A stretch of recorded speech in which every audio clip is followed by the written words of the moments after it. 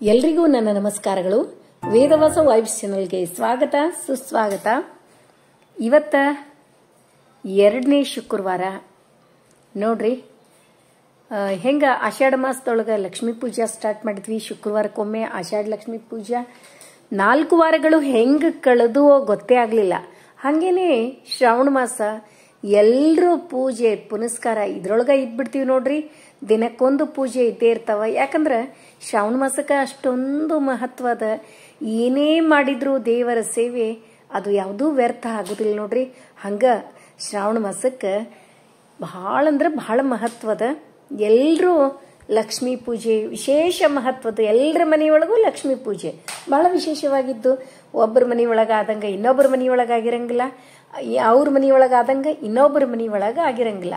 ಹಂಗ ವಿಶೇಷ ವಿಶೇಷ ವಿಶೇಷ ವಿಶೇಷವಾದದ್ದೇ ಇರ್ತದೆ. ಒಬ್ಬರ ಮನೆಯೊಳಗೆ ಒಂದು ವಿಶೇಷ ಅಂದ್ರೆ ಇನ್ನೊಬ್ಬರ ಮನೆಯೊಳಗೆ ಇನ್ನೊಂದು ವಿಶೇಷ. ಅಲಂಕಾರವಾಗಿರಬಹುದು, ಅಡುಗೆ ಒಳಗಾಗಿರ್ಬೋದು. ಹಂಗ ಅಷ್ಟು ವಿಶೇಷವಾದದ್ದು ಇರ್ತದೆ. ಇನ್ನೂ ಒಂದು ಹೇಳಲಿಲ್ಲ, ರಂಗೋಲಿ ನನ್ನ ಮಗಳೇ ಹಾಕ್ಲಿಕ್ಕತ್ತಾಳ ಇವತ್ತು.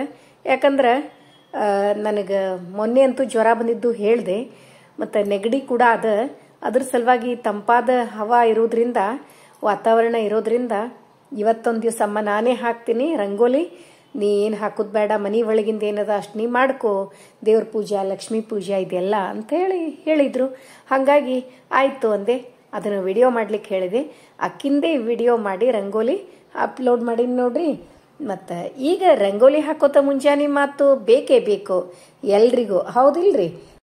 ಈಗ ರಂಗೋಲಿ ಹಾಕೋತ ಗೆಜ್ಜೆ ವಸ್ತ್ರ, ಒಬ್ಬೊಬ್ಬರ ಕಡೆ ಹಂಗನೂಲು ಅಂತ ಕರೀತಾರ.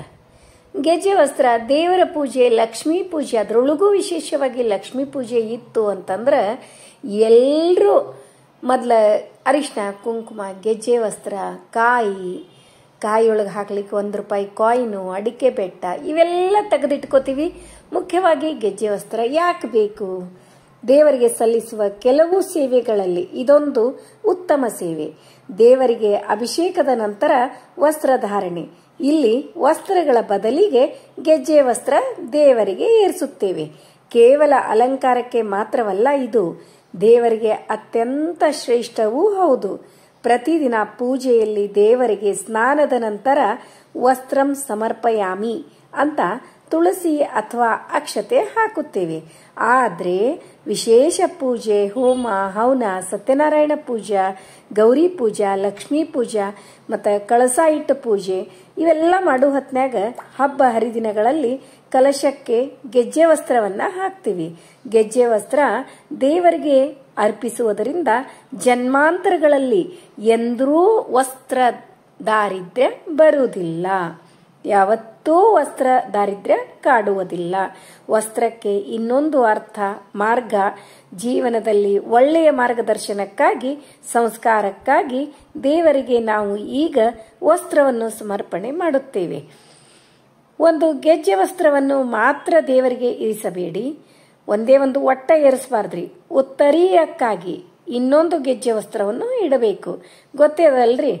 ಈಗ ದೇವರಿಗೆ ನಾವು ಹೆಣ್ಣು ದೇವರಿಗೆ 18+2 ಅಂತ ಹೇಳಿ ಇಡ್ತೀವಲ್ಲ, ಸೀರೆಯ ಜೊತೆ ಕುಬ್ಬಸ. ಹಂಗ ಯಾರಿಗಾದರೂ ನಾವು ಮುತ್ತೈದೆಯರಿಗೆ ಸೀರೆ ಉಡುಗೊರೆ ಕೊಟ್ಟಾಗ ಖಣ ಇರ್ಲಾರ್ದೆ ಅಂದ್ರ ಬ್ಲೌಸ್ ಪೀಸ್ ಇರ್ಲಾರ್ದೆ ಕೊಡುವುದಿಲ್ಲ. ಕೇವಲ ಸೀರೆಯನ್ನು ಒಟ್ಟ ಕೊಡ್ಲಿಕ್ಕೆ ಹೋಗಬಾರ್ದು. ಯಾವುದೇ ಬ್ರಾಹ್ಮಣನಿಗೆ ವಸ್ತ್ರದಾನ ಮಾಡುವಾಗ ಪಂಚೆಯ ಜೊತೆ ಉಪವಸ್ತ್ರವನ್ನು ಕೊಡ್ತೀವಿ. ಒಂಟಿ ವಸ್ತ್ರವನ್ನ ಕೊಡಲೇಬಾರ್ದು. ಅಕಸ್ಮಾತಾಗಿ ಬರೀ ಶರ್ಟ್ ಪೀಸ್ ಕೊಡುವಾಗ ವಿಳೆದೆಲೆ ಇಟ್ಟೇ ಕೊಡಬೇಕು. ಬರೀ ವಿಳೆದೆಲೆ ಅಲ್ಲ, ಅದರ ಮೇಲೆ ದಕ್ಷಿಣೆ, ಅಡಿಕೆ ಬೆಟ್ಟ ಇಟ್ಟು ಕೊಡಬೇಕು. ದೇವರಿಗೆ 16 ತಂತುಗಳ ಗೆಜ್ಜೆ ವಸ್ತ್ರ, ದೇವಿಗೆ 18 ತಂತುಗಳ ಗೆಜ್ಜೆ ವಸ್ತ್ರ.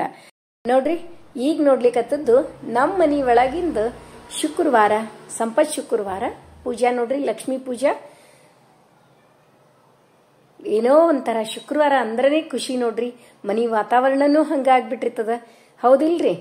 ನಾನು ಶ್ರಾವಣ ಮಾಸದೊಳಗ ಶಿವ ಪಾರ್ವತಿ ಪೂಜಾ ಕೂಡ ಮಾಡ್ಲಿಕ್ಕತ್ತೀನಿ. ಸೋಮವಾರದಿಂದ ಮಾಡಿರ್ತೀನಿ. ಮತ್ತು ಶುಕ್ರವಾರ ಕೂಡ ಗೆಜ್ಜೆ ವಸ್ತ್ರ, ಹೂವು ಏರ್ಸಿರ್ತೀನಿ. ಮತ್ತು ಯಾವ ಸ್ತೋತ್ರ ಹೇಳತ್ತೀರಿ ಅಂತಂದ್ರೆ ಬ್ರಹ್ಮ ಮುರಾರಿ ಅದಲ್ರಿ.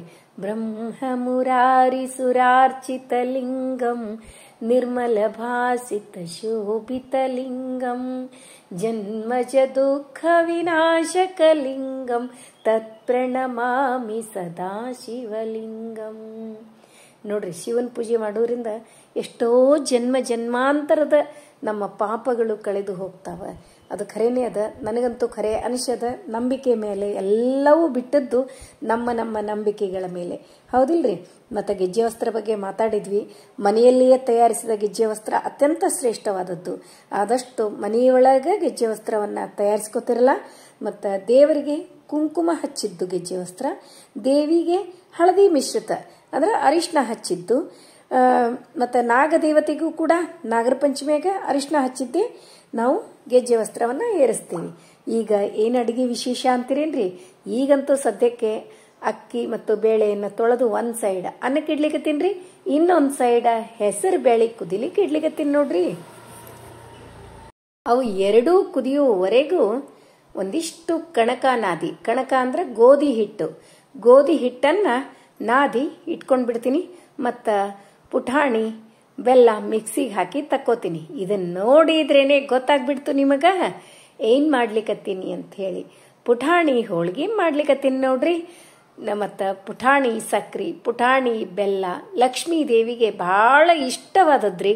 ಅದಕ್ಕೆ ಪುಟಾಣಿ ಹೋಳಿಗೆನೇ ಮಾಡ್ಲಿಕ್ಕತ್ತೀನಿ. ಭಾಳ ಈಸಿ ಮೆಥಡ್ ಅದ. ಬಟ್ ಪುಟಾಣಿ ಹೋಳಿಗೆ ಟೇಸ್ಟ್ ಆಗ್ತಾವ. ಒಂದು ಹೇಳಬೇಕು ಅಂತಂದ್ರೆ, ಆದಷ್ಟು ಒಂಚೂರು ಗೋಧಿ ಹಿಟ್ಟು ಜೊತೆ ಸಣ್ಣ ರವೆ ಕೂಡಿಸಿ ಮಾಡ್ತಿದ್ರೆ ಮಾಡ್ರಿ. ಬಿಸಿ ಇದ್ದಾಗ ಭಾಳ ಟೇಸ್ಟ್ ರೀ ಹೋಳ್ಗಿ. ಅದೇ ಆರಿದ್ಮೇಲೆ ಅಷ್ಟೊಂದು ಟೇಸ್ಟ್ ಹತ್ತಂಗಿಲ್ಲ. ನಿಮ್ಗೆ ಅದನ್ನು ಕೂಡ ಹೇಳಿರ್ತೀನಿ. ಈಗ ಒಗ್ಗರಣೆ ಮಾಡ್ಲಿಕ್ಕತ್ತೀನಿ. ಮತ್ತು ಒಂದು ಚಟ್ನಿ ಕೂಡ ಮಾಡ್ಕೊಂಡಿರಿ ನಾ, ಪುಟಾಣಿ ಚಟ್ನಿ. ಅದರೊಳಗೆ ಏನಿಲ್ಲ, ಪುಟಾಣಿ ಮೊನ್ನೆ ಮಾಡಿದ್ದು ಮಸಾಲೆ ಪುಡಿ ಅದ ರೀ, ಜೀರಿಗೆ ಮತ್ತು ಮೆಣಸು ಕೂಡಿಸಿದ್ದು ಅದನ್ನು ಹಾಕಿ, ಚಿತ್ರಾನ್ನಕ್ಕೂ ಕೂಡ ಅದನ್ನ ಹಾಕಿನ್ರಿ. ಮೆಣಸು ಮತ್ತು ಜೀರಿಗೆ ಬಿಸಿ ಮಾಡ್ಕೊಂಡು ಮಿಕ್ಸಿ ಮಾಡಿ ಇಟ್ಕೊಂಡಿದ್ದು ಮಸಾಲೆ ಪುಡಿನೇ ಚಿತ್ರಾನ್ನಕ್ಕೂ ಹಾಕೀನಿ. ಹಾಗೆ ಪುಟಾಣಿ ಶೇಂಗಾನು ಹಾಕೀನಿ. ಮತ್ತು ಚಟ್ನಿ ಒಂದಿಷ್ಟು ಪುಟಾಣಿ, ಒಂದಿಷ್ಟು ಸ್ವಲ್ಪ ರುಚಿಗೆ ತಕ್ಕಷ್ಟು ಉಪ್ಪು ಮತ್ತು ಖಾರಕ್ಕೆ ಏನು ಹಾಕೀನಿ ಅಂತಂದ್ರೆ ಮಸಾಲೆ ಪುಡಿ ಅಂದೆ ಅಲ್ರಿ ನಾನು ಮಾಡ್ಕೊಂಡಿದ್ದು. ಈಗ ಚಾತುರ್ಮಾಸದ ಮಸಾಲೆ ಪುಡಿ ಅಂತಾನೆ ಹೆಸರು ಅದರದ್ದು. ಜೀರಿಗೆ ಮತ್ತು ಮೆಣಸು, ಸ್ವಲ್ಪ ಬೆಲ್ಲ ಮತ್ತು ಸ್ವಲ್ಪ ಹುಣಸೆ ಹಣ್ಣಿನ ಹುಳಿ ಏನು ಹಾಕಿಲ್ಲ, ಹುಣಸೆ ಹಣ್ಣೆ ಹಾಕಿನ್ರಿ. ಸ್ವಲ್ಪ ನೀರು ಹಾಕಿ ಮಿಕ್ಸಿ ಮಾಡಿಬಿಟ್ರೆ ಮಸ್ತ್ ಟೇಸ್ಟಿಯಾದ ಚಟ್ನಿ. ಭಾಳ ಜಲ್ದಿ ಚಟ್ನಿ ರೀ ಅದು, ಪುಟಾಣಿ ಚಟ್ನಿ. ಇವತ್ತು ಅಷ್ಟು ಪುಟಾಣಿವೇ ಆಗ್ಯಾವ. ಪುಟಾಣಿ ಹೋಳ್ಗಿ, ಪುಟಾಣಿ ಚಟ್ನಿ, ಹಾಗೆ ಚಿತ್ರಾನ್ನಕ್ಕೂ ಕೂಡ ಪುಟಾಣಿ ಮತ್ತು ಶೇಂಗಾ ಇಷ್ಟು ಹಾಕಿನ್ ನೋಡ್ರಿ. ಈಗ ಪುಟಾಣಿ ಹೋಳ್ಗಿ ಮಾಡ್ಲಿಕ್ಕತ್ತೀನಿ ನೋಡ್ರಿ. ಭಾಳ ಟೇಸ್ಟ್ ಆಗ್ತಾವ್ರಿ.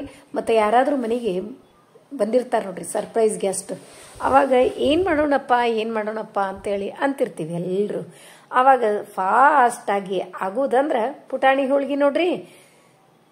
ಮನಿ ಒಳಗೆ ಏನರ ಚಿರೋಟಿ ರವಾ ಇದ್ದು ಅಂದ್ರೆ ಚಿರೋಟಿ ರವಾ ಕಲಿಸಿಟ್ಟು ಪುಟಾಣಿ ಹೋಳ್ಗಿ ಮಾಡಿದ್ರೆ ಮಸ್ತ್ ಆಗ್ತಾವ್ರಿ.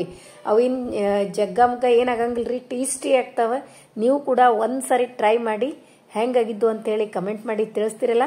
ಇವತ್ತ ಲಕ್ಷ್ಮೀ ದೇವಿಗೆ ಇಷ್ಟವಾದ ಪುಟಾಣಿ ಹೋಳ್ಗಿ ಮಾಡೀನ್ರಿ. ಮತ್ತು ಫಾಸ್ಟ್ ಆಗ್ತಾವ್ರಿ. ಇವೇನು ಭಾಳೋ ತನಕ ಒಟ್ಟ ಟೈಮ್ ಹಿಡಿಯಂಗಿಲ್ರಿ. ಭಾಳ ಅಂದ್ರೆ ಒಂದು 10 ನಿಮಿಷನ್ಯಾಗ ಒಂದು 8-10 ಹೋಳಿಗೆ ಮಾಡ್ಬೋದು. ಅಷ್ಟು ಫಾಸ್ಟ್ ಆಗ್ತಾವ.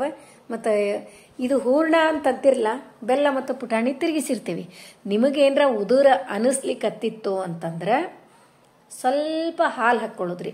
ಹಾಲು ಹಾಕ್ಕೊಂಡು ಚೆಂದಾಗಿ ಹದವಾಗಿ ಇಷ್ಟು ಕುಡಿಸಿ ಮಿಕ್ಸ್ ಮಾಡಿ ಹೂರ್ಣ ಆಗ್ಬಿಡ್ತದೆ. ಕೈಯೊಳಗೆಲ್ಲ ಅದು ಹೂರ್ಣ ಮಾಡ್ಕೊಳ್ಳೋದು ನೋಡ್ರಿ, ಚಲೋ ಆಗ್ತಾವ್ರಿ. ಈಗ ನಾನು ನಿಮಗೆ ಮಾಡಿ ತೋರಿಸ್ಲಿಕ್ಕತ್ತೀನಿಲ್ಲ, ನೀವು ಕೂಡ ಹಿಂಗೆ ಟ್ರೈ ಮಾಡಿ ಹೇಳ್ತಿರಲ್ಲ. ನೋಡಿದ್ರಲ್ಲ, ಸಂಪತ್ ಶುಕ್ರವಾರದ ವಿಡಿಯೋಕ್ಕಾಗಿ ಎಲ್ಲರೂ ವೇಟ್ ಮಾಡ್ಲಿಕ್ಕತ್ತಿದ್ರಿ ಅಂತ ಅನ್ಕೋತೀನಿ. ಯಾಕಂದ್ರೆ ನಮ್ಮ ಫ್ಯಾಮಿಲಿಯರ್ಸ್ ಮನೆ ಒಳಗೆಲ್ಲ ಭಾಳ ವಿಶೇಷ ಇರ್ತದೆ. ಇವತ್ತು ಎಷ್ಟೊಂದು ಅಡುಗೆ ಮಾಡಿರ್ತೀರಪ್ಪ, ಭಾಳ ಅಂದ್ರೆ ಭಾಳ ಮಾಡಿರ್ತೀರಿ. ನನಗೆ ಎರಡೂ ಆಗ್ಬೇಕಲ್ರಿ. ಇವರು ಒಬ್ಬೊಬ್ರು 8 ಗಂಟೆಗೆ ರೆಡಿಯಾಗಿ ನಿಂತು ಬಿಡ್ತಾರೆ. ಮತ್ತು ನಂದು ಏನು ಗೊತ್ತೇನ್ರಿ, ಇವ್ರು ಯಾರೇ ಆಯ್ತು 3 ಜನರೊಳಗೆ ಯಾರೇ ಹೊರಗೆ ಹೊಂಟರು ಕೂಡ, ಅಥವಾ ನಾನೇ ಲಘು ಹೋಗೋದು ಇತ್ತು ಅಂತಂದ್ರೆ, ನಾವು ಒಟ್ಟ ಮನೆಯಿಂದ ಹೊರಗೆ ಹೋಗೋದ್ರೊಳಗೆ ನನಗೆ ಪೂಜಾ ಆರತಿ ನೈವೇದ್ಯ ಆಗಬೇಕು. ಅಂದ್ರೆ ಏನೋ ಒಂಥರ ಸ್ಯಾಟಿಸ್ಫ್ಯಾಕ್ಷನ್ ಅನಿಸ್ತದ್ರಿ ನಂಗೆ. ಹಾಗಾಗಿ ಇವ್ರು ಯಾರೇ ಹೋಗೋರು ಇದ್ರು ಅಂದ್ರೆ 8 ಗಂಟೆಗೆ ನನ್ನ ಮಗಳು ಹೋಗಕ್ಕಿದ್ಲು. ಅಷ್ಟ್ರಾಗೆ ಎಲ್ಲ ಪಟ ಮಾಡಿ ತೆಗೆದೆ ನೋಡ್ರಿ. ನೋಡಿದ್ರಲ್ಲ. ಮತ್ತು ಹೆಸರುಬೇಳೆ ಪಾಯಸನೂ ಮಾಡೇನ್ರಿ ಸ್ವಲ್ಪ ನೋಡಿದ್ರಲ್ಲ ನೀವು. ನಿಮ್ಮ ಜೊತೆ ಮಾತಾಡ್ಕೋತ ನಾನು ಹೆಸರುಬೇಳೆ ಪಾಯಸನೂ ಮಾಡಿದೆ ನೋಡಿದ್ರಲ್ಲ. ಇವತ್ತಿನ ವಿಡಿಯೋ ಎಲ್ರಿಗೂ ಇಷ್ಟ ಆಯಿತು ಅಂತ ಅನ್ಕೋತೀನಿ. ನಮ್ಮ ವಿಡಿಯೋಗಳು ನಿಮಗೆ ಇಷ್ಟ ಆದರೆ ಲೈಕ್ ಮಾಡಿರಿ, ಶೇರ್ ಮಾಡಿರಿ. ಹೊಸದಾಗಿ ನೋಡ್ಲಿಕ್ಕತ್ತವ್ರು ನಮ್ಮ ವಿಡಿಯೋಸ್ ಇಷ್ಟ ಆದರೆ ಬಿಡ್ಲಿಕ್ಕೆ ಹೋಗ್ಬೇಡ್ರಿ. ಲೈಕ್ ಮಾಡಿ, ಸಬ್ಸ್ಕ್ರೈಬ್ ಮಾಡ್ರಿ. ಹಂಗ ಫ್ರೆಂಡ್ಸ್ ಅಂಡ್ ರಿಲೇಟಿವ್ಸಿಗೆಲ್ಲ ಶೇರ್ ಮಾಡ್ತಿರಲ್ಲ. ಮತ್ತೆ ಮುಂದಿನ ವಿಡಿಯೋದಲ್ಲಿ ಸಿಗೋಣ. ಧನ್ಯವಾದಗಳು.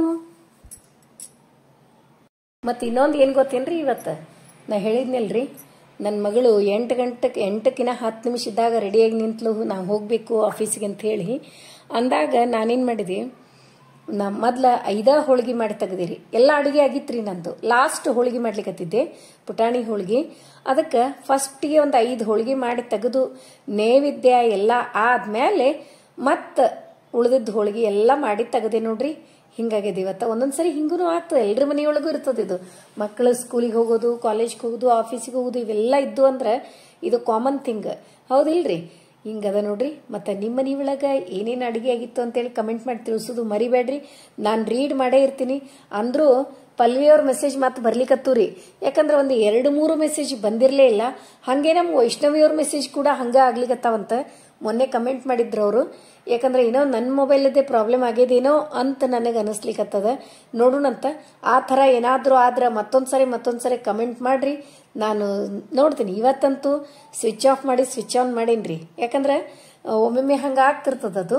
ಅದ್ರ ಸಲುವಾಗಿ ಪಲ್ವಿಯವ್ರ ಮೆಸೇಜ್ ನನಗೆ ಬಂದ ತಕ್ಷಣ ಖುಷಿ ಆಯಿತು. ಯಾಕಂದ್ರೆ ಪಾಪ ಅವರು ಮೆಸೇಜ್ ಮಾಡಿರ್ತಾರೆ, ನನಗೆ ರೀಚೇ ಆಗಿದ್ದಿಲ್ಲ. ಈ ಥರ ಆಗಬಾರ್ದು, ಹೌದಿಲ್ರಿ? ಮತ್ತೆ ಮುಂದಿನ ವಿಡಿಯೋದಲ್ಲಿ ಸಿಗೋಣ. ಧನ್ಯವಾದಗಳು.